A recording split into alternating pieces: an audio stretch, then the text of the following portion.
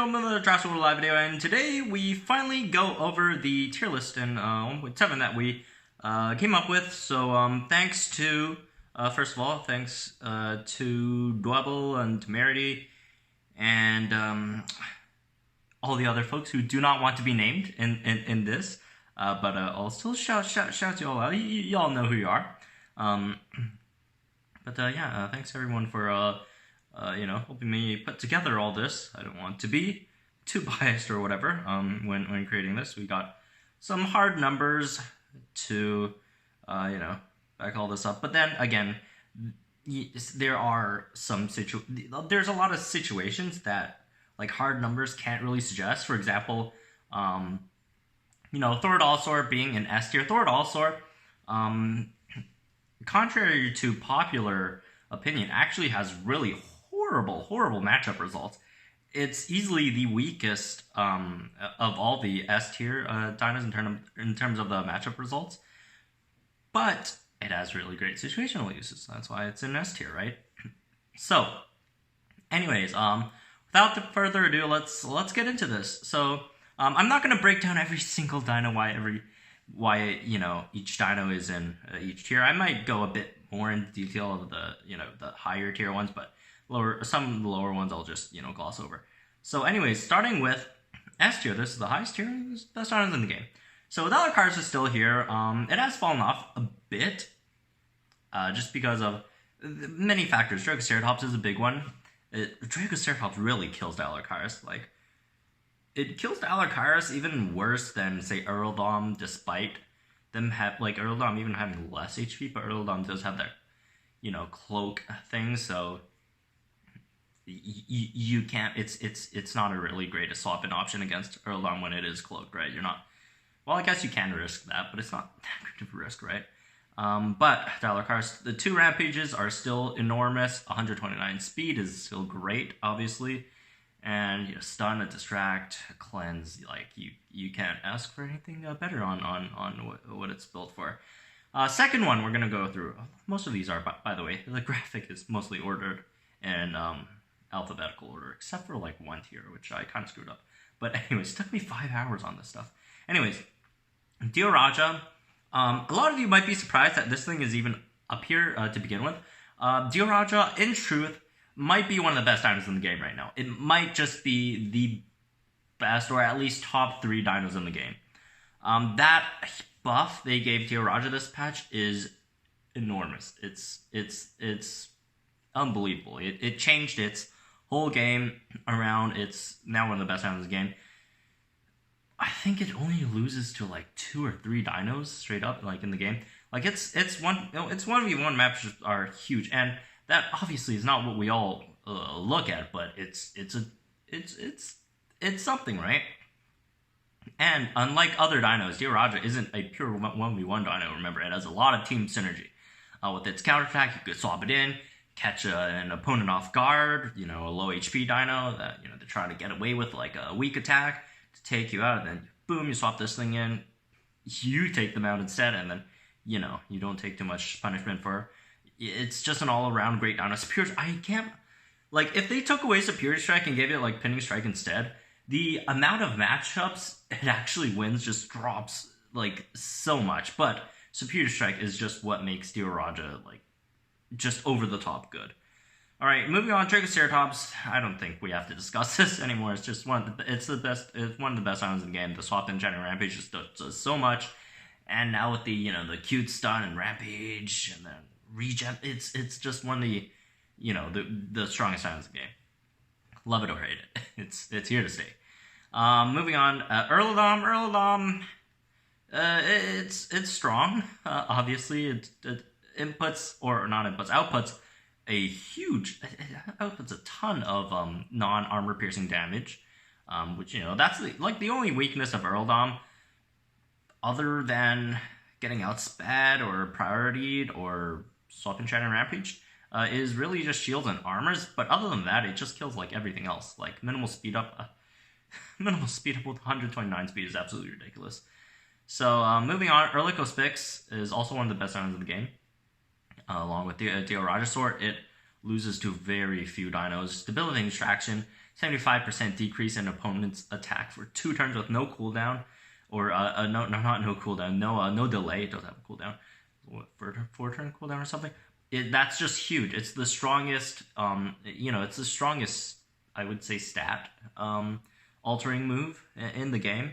And then with Lethal Wound, even though it can't beat some like tanks, it could bring them down to 1-hit range, and tanks are generally slow, which you can help set up your next dino, even though you see, here's why some of these dinos are up here. It's not purely 1v1 matchups.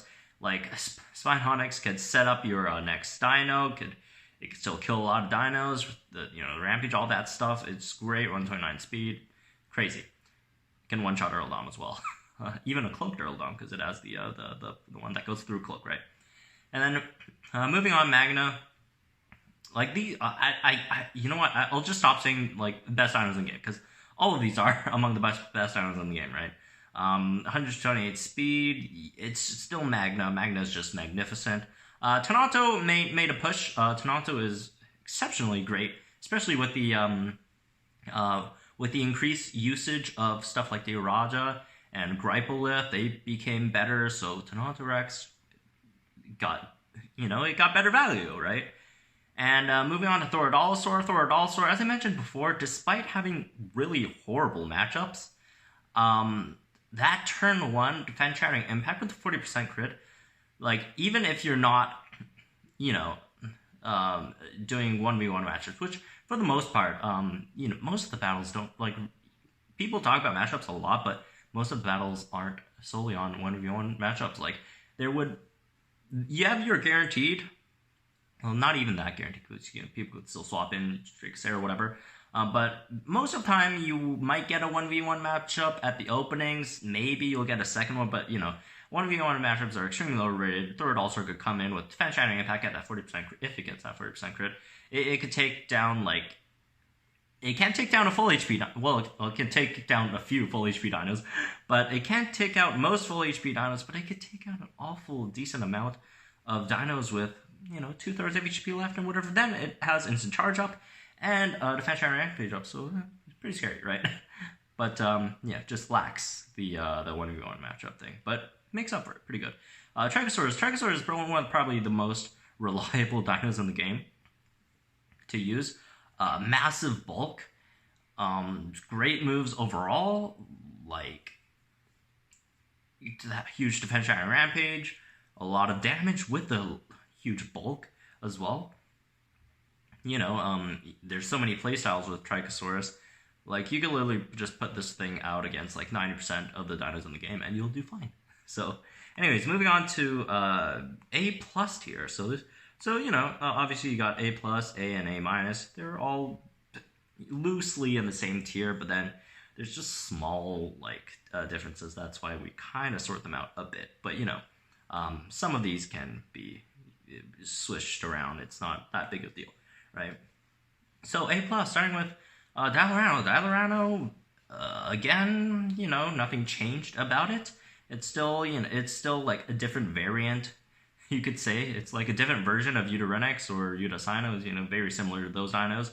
Monoguandon is absolutely, it's a monster. It has so much uses, especially the team synergy with it is absolutely crazy. Gripelith got a huge rework.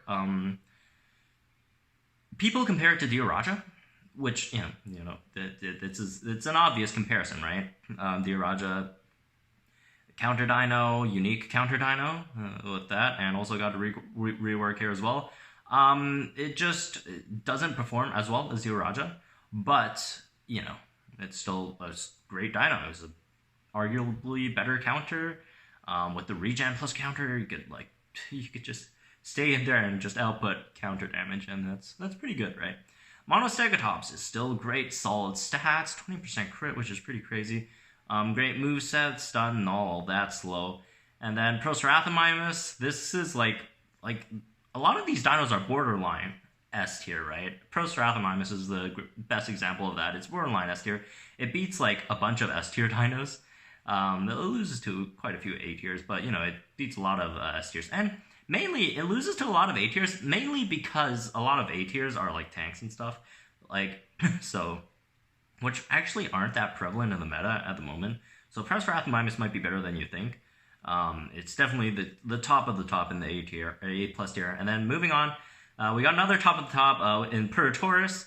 This thing is just an absolute monster with Cleansing Strike, and then the shield, all that base. Like, it has, like, for a counter dino, it's really rare that they have like really decent or above like average base attack, and Puritaurus just is a great complete set.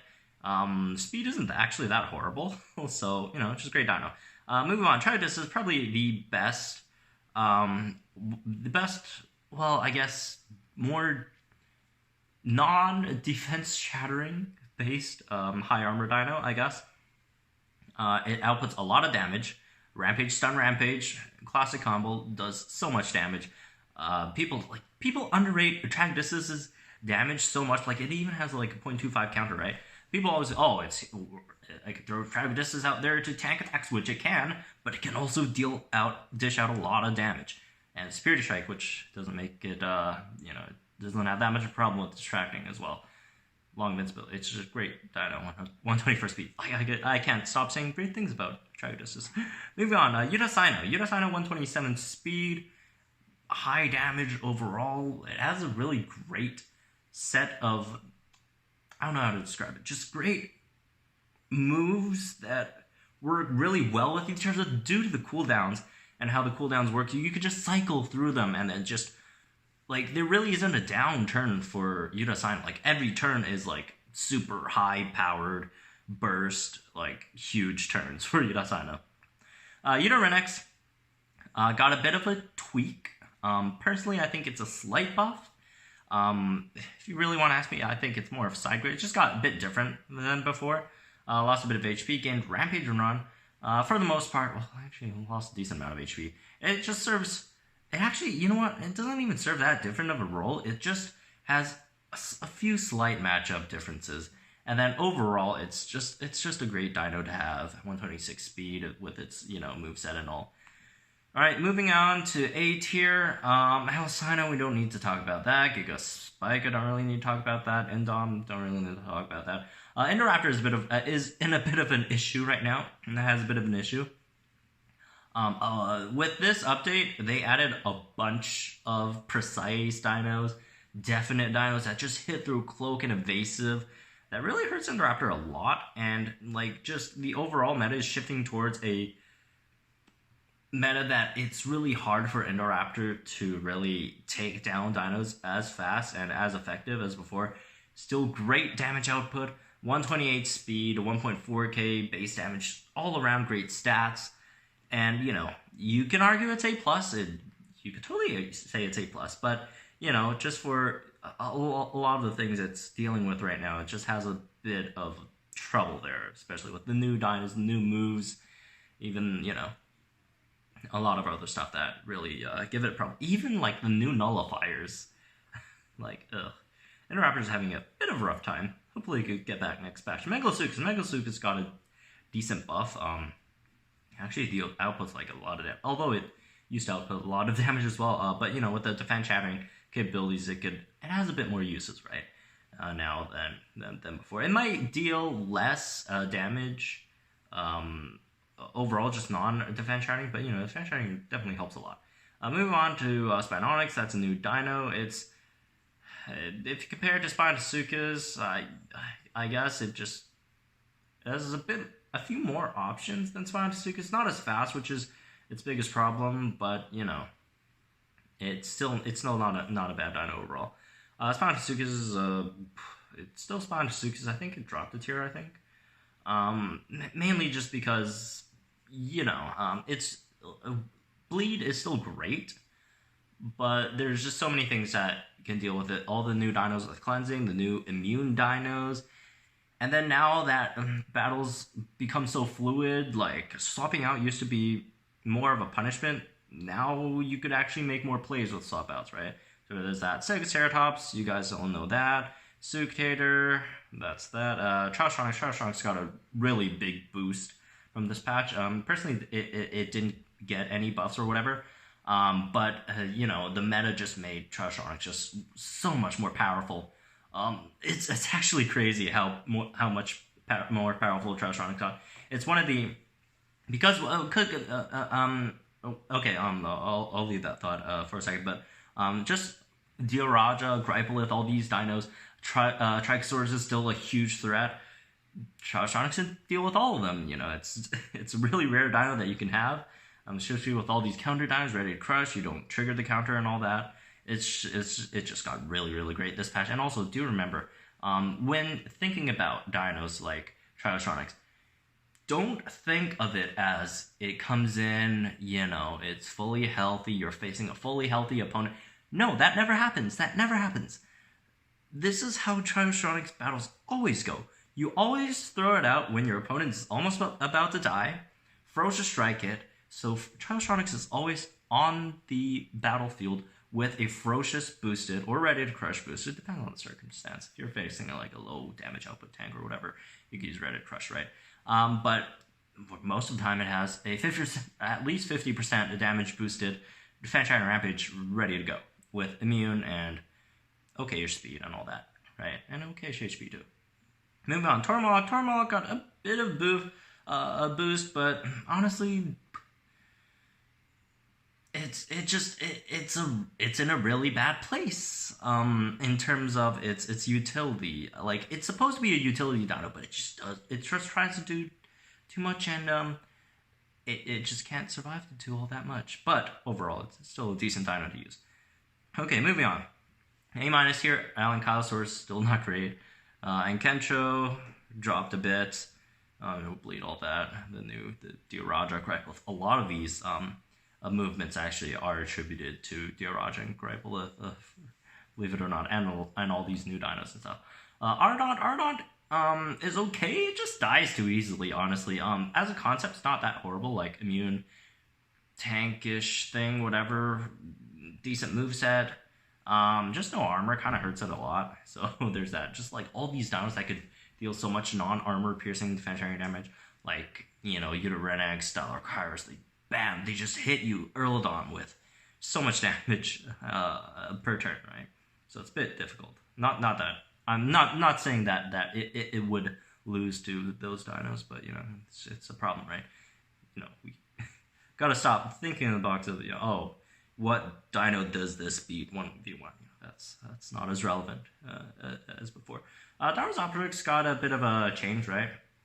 Not a bit of it got a lot of it got a really decent buff. I used to like just not have an identity, like it doesn't know what the heck it's doing, and now it has a bit more of a role. Gemini Titan, a lot of HP. It really just is more of like, it's an average tank. It's just like your average run-the-mill tank. It really doesn't do anything special. Gorgasuchus, is great. Obviously, Kula Borgiani, I think it's called. It's not bad as well.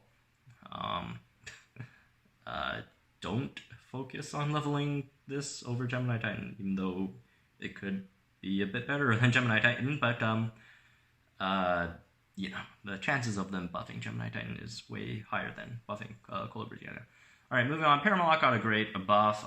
This one was the one that I had a bit of a disagreement with the team. I thought Paramalock could have been a bit higher, maybe A tier. But, you know, it's not, you know, it's okay. Everyone else thought it was A-, which I'm fine with. It's basically a lesser Monteguandon. It's like a Monteguandon / Stegoceratops hybrid, but, like, just not that great, I guess. Anyways, moving on. Sculosaurus, I think it's called. Or Sculosuchus, I don't know. One of those. Got Striking Rampage, great move. Overall, it got more of an identity now, right? Moving on, Stegodeus is still there. Stegodurex, Tyrannolophosaur got moved up a bit. It was just an underestimate last time. And these are like the main ones, I guess. The main tiers. The other ones don't really matter that much. If you want, I could go over a few of these. B tier, anyone that really stands out. Smilodon's pretty good. It's a decent dino. Post-Metronon got utterly destroyed. Diplodocus is definitively better than Brachia and Draftite. Not by too much, but just in most scenarios when you want to use it. What else? Terravex is still horrible. Just doesn't do any damage. Kind of sucks. B tier. Elasmotherium is great, by the way. Marsupialine is also great. Although Marsupialine, when you compare it to Smilodon, Marsupialine, if you in the and this goes for all like the B plus tier and belows. There's a lot of dinos that you could put in. You could switch tiers with. These are more fluid because these are more situational dinos. They're not like great all around. You can just like Trico. You can't just like bring out a Tanny and you could just do well against any dino with it. This is not the case with these dinos, right? Marsupialine, in comparison to Smilodon is just better all-around dino. Marsupialine gets killed by dinos with Superiority Strike. It just gets murdered by dinos with Superiority Strike. So that's a bit of a problem there. A bit of consistency problem. But in the right scenarios, it just absolutely obliterates the opponent and makes Smilodon look like the rare one instead. Elasmotherium, as I said, again, great. Predator, not bad. What else? Nothing else too much to talk about here. Draftine's up here in with Brachy. These two are really interchangeable. Like, it really depends on personal preference. Both are really close to each other. B minus here. Nothing too much to say about here. Orlico Gen 2 is pretty great. You can put it up higher if you want. Anything else? Miragai is not bad. Alright, just had to fix C tier for a quick second. Yeah, now it's all good. C tier, nothing too much changed here. Typical Gen 2 is actually pretty good. The Solve Extraction, the new Phosphoracus? I don't even know. The Terrorbird, it's actually not bad. Great stats in terms of speed and damage. And Reagan Claws plus the Sidestep is actually it's a pretty nasty combo. It is. And anything else here? Not really. Carno got an okayish buff. Actually got a pretty decent buff. He used to be pretty horrible before. Anyways, D tier, honestly, D tier and E tier, like, you could swap so many of these. These are just so situational. It's really hard to, put them, this one's better than this one. Like, for example, take E tier's Dinocaris or Dimetrodon. In some scenarios, they will be better than, say, Sungoriptis or, Gorgosaurus. But in some other scenarios, the other ones are better. Just, it's, these two tiers are really hard to really sort. And plus, there's so many of them. Honestly, so, a lot of these are really interchangeable. A few notable ones here. Diplogen 1's not bad. Got that same thing going with Diplogen 2, right? Persaurus got an okayish buff. Honestly, a lot of these really don't matter. What else? Brontotherium is pretty bad. And that's about it. So anyways, that was a really quick summary. Well, not really. It's like 20-something minutes. But, okay-ish. Hopefully I did okay. Summary of these tiers. And again, thanks to the folks helping me with all this. Those who were named and those who do not wish to be named. Yeah, hopefully this helps you in... I don't really know what this actually does. Team building? Not really. This really doesn't... Well, I guess there are some kind of guidelines you could use for team building. I guess mostly just which dinos to invest in. I guess that's a better way to put it. And yeah, that's gonna be it for this one. Hopefully you guys enjoyed it. This took us a really long time to put together. We tried to be as accurate as possible here. So, yep. Hope you guys enjoyed it. Subscribe if you guys are new to the channel. Also, join the Discord if you just want to see the the image formats of all these and stuff. I'll